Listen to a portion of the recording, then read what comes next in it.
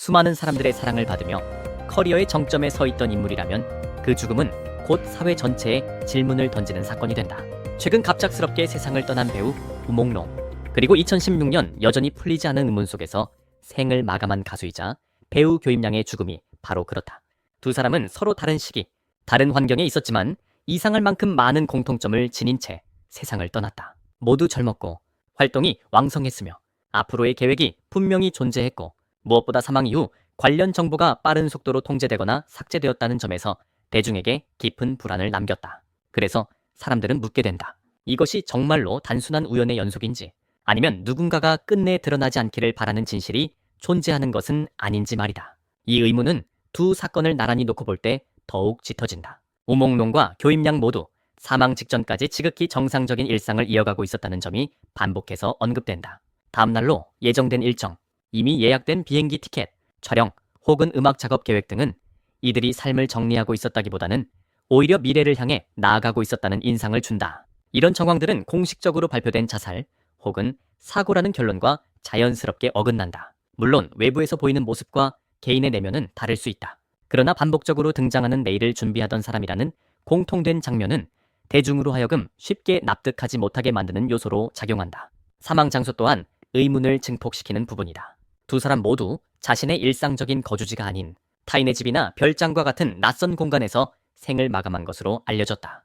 극단적인 선택을 결심한 사람이 굳이 익숙하지 않은 장소를 택했을까라는 질문은 너무나 자연스럽다. 사람들은 보통 마지막 순간을 가장 익숙한 공간에서 맞이하려 한다는 통념이 있기 때문이다. 이 점에서 우몽롱과 교임양의 사건은 다시 한번 겹쳐 보이며 개별 사건이라기보다는 패턴처럼 인식되기 시작한다. 이러한 의문들이 쌓이면서 온라인을 중심으로 가장 논란이 되었던 핵심 가설이 등장한다. 바로 이른바 희생의식설이다.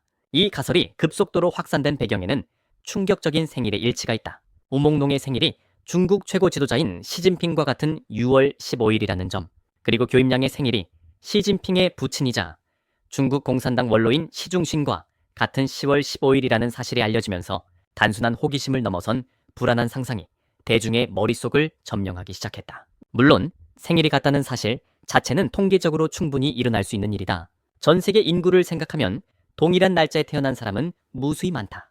그러나 문제는 이 생일의 일치가 하필이면 최고 권력자와 그리고 그 가족과 겹치고 동시에 그 날짜를 공유한 젊은 유명 인사들이 설명되지 않는 죽음을 맞이했다는 점에서 사람들의 상상력을 자극했다는 데 있다. 온라인에서 확산된 해석은 여기서 한 발 더 나아간다. 고대 사회에서 권력과 수명을 연장하기 위해 행해졌다고 전해지는 희생의식, 즉 젊고 에너지가 강한 존재를 대신 희생시켜 권력자의 운명을 연장한다는 믿음이 현대적으로 변형되어 다시 소환된 것이다. 일부 네티즌들은 우몽롱과 교임양의 죽음을 이러한 권력 희생제의의 상징적 사례로 해석하며 이들이 개인의 의지와 무관하게 거대한 구조 속에서 소모된 존재일 가능성을 제기한다. 이 해석은 과학적 근거를 갖춘 주장이라기보다는 공포와 불신이 결합된 집단적 상상에 가깝다. 그럼에도 불구하고 이런 이야기가 쉽게 사라지지 않는 이유는 두 사건 모두 사망 방식이 비정상적으로 느껴지고 의문을 제기하는 정보들이 빠른 속도로 차단되거나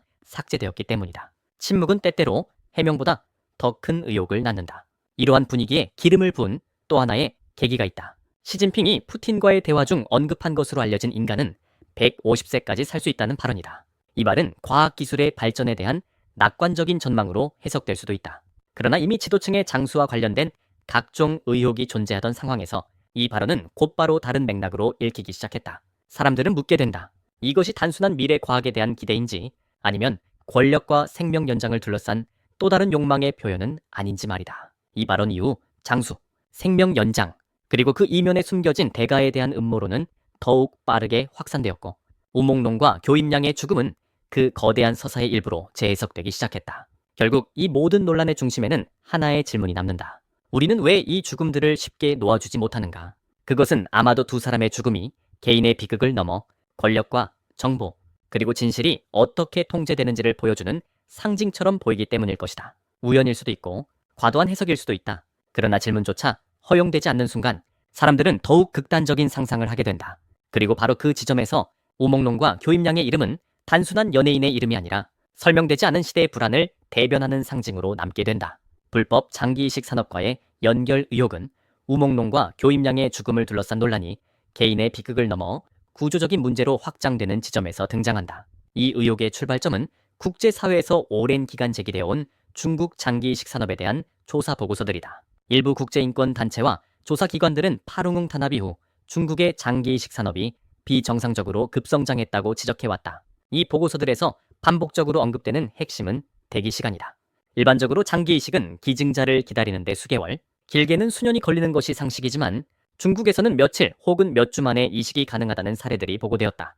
더 나아가 하루에 수십 건의 간 신장 이식이 동시에 이루어졌다는 기록은 많은 사람들에게 이 장기들은 어디에서 오는가라는 질문을 던지게 만들었다. 이러한 문제 제기는 곧바로 지도층의 평균 수명 논란과 연결된다. 12,000년 이후 중국 고위 간부들의 평균 수명이 눈에 띄게 증가했으며 100세를 넘긴 고령의 정치 원로들이 다수 존재한다는 사실은 공개적으로 확인 가능한 부분이기도 하다. 같은 시기 미국을 비롯한 서구 국가의 지도층 평균 수명과 비교했을 때 그 격차가 점점 벌어졌다는 분석도 이어졌다. 물론 장수의 원인은 의료 환경, 생활 습관, 사회적 조건 등 다양한 요인이 복합적으로 작용할 수 있다.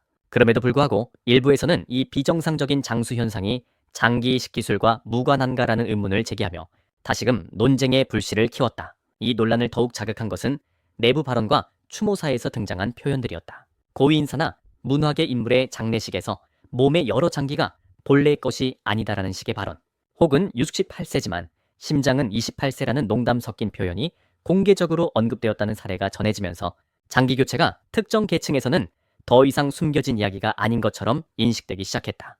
이러한 발언들은 사실 여부와는 별개로 대중에게 강한 인상을 남겼고 장기 이식과 권력, 그리고 생명 연장의 문제를 하나의 서사로 엮는데 결정적인 역할을 했다. 이제 시선은 다시 교임양 개인의 사건으로 돌아온다. 그의 죽음을 둘러싼 의혹은 시간이 지나며 8대 미스터리라는 형태로 정리되어 반복적으로 언급된다. 첫 번째는 사망 시점의 불일치다. 공식 발표보다 실제 사망 시점이 이틀 정도 앞섰을 가능성이 있다는 주장이 제기되었지만 이에 대한 명확한 해명은 없었다. 두 번째는 신체 일부 실종 의혹으로 장례식 사진 일부에서 왼팔이 보이지 않는 것처럼 보였다는 점이 온라인에서 확산되었다. 이후 가족 측이 부종과 장례 절차로 인한 착시라고 설명했지만 이미 퍼진 의혹은 쉽게 사라지지 않았다. 세 번째는 사망 장소 변경 문제다. 당초 자택에서 사망한 것으로 알려졌으나 이후 친구의 별장에서 발견되었다는 보도가 나오며 혼란이 커졌다. 네 번째는 정체를 알 수 없는 구급차에 대한 증언이다. 다섯 번째는 생전과 사망 직전 포착된 목과 팔에 반복적인 상처로 촬영이나 연출 과정에서 생긴 것이라는 설명이 있었지만 납득하지 못하는 이들도 많았다. 여섯 번째는 사망 전 이미 계획된 여행 일정과 비행기 티켓이다. 이는 극단적 선택을 준비하던 사람의 행동으로 보기 어렵다는 해석을 낳았다. 일곱 번째는 비닐봉투 질식이라는 사인에 대한 비현실성 논란이다. 인간의 본능적 생존 반응을 고려할 때 과연 가능한 방식이냐는 질문이 이어졌다. 마지막 여덟 번째는 우울증 의료 기록의 비공개다.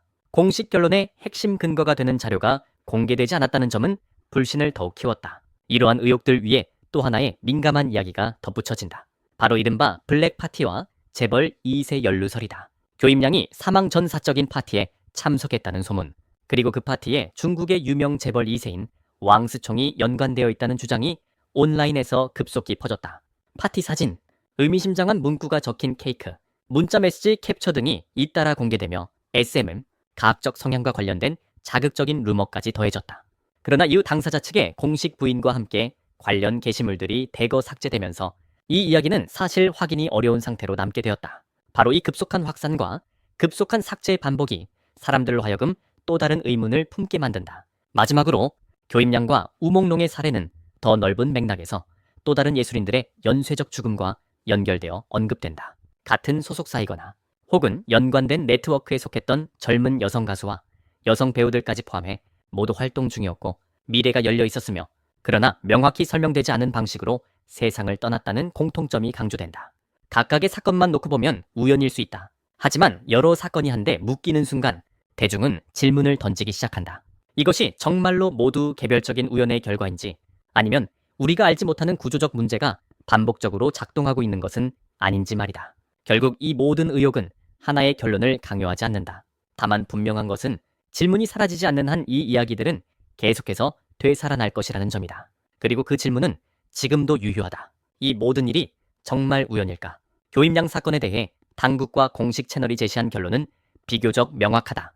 그는 오랜 기간 우울증과 불면증을 앓아왔고 약물에 의존하는 상태였으며 결국 스스로 생을 마감했다는 것이다. 가족과 가까운 지인들 역시 그가 겪어온 정신적 고통에 대해 증언하며 외부에서 보이는 밝은 이미지와 달리 내면에서는 오랫동안 힘겨운 싸움을 이어왔음을 전했다. 이러한 설명은 개인의 고통을 존중하고 고인의 명예를 지키기 위한 배려로 받아들여질 수도 있다. 실제로 정신질환은 외부에서 쉽게 알아차리기 어렵고 많은 사람들이 고통을 숨긴 채 살아간다. 이 점에서 공식 입장은 일정 부분 설득력을 갖는다. 그러나 문제는 이 결론이 발표된 이후에도 대중의 불신이 쉽게 가라앉지 않았다는 데 있다. 그 이유는 단순히 음모론적 상상력 때문만은 아니다. 먼저 수사가 지나치게 빠르게 종결되었다는 인상이 강하게 남았다. 사건의 파급력과 사회적 관심도를 고려했을 때 충분한 설명과 자료 공개가 뒤따르지 않았다는 느낌을 받은 사람들이 적지 않았다. 여기에 더해 사건과 관련된 게시물과 토론이 반복적으로 삭제되거나 제한되는 상황이 이어지면서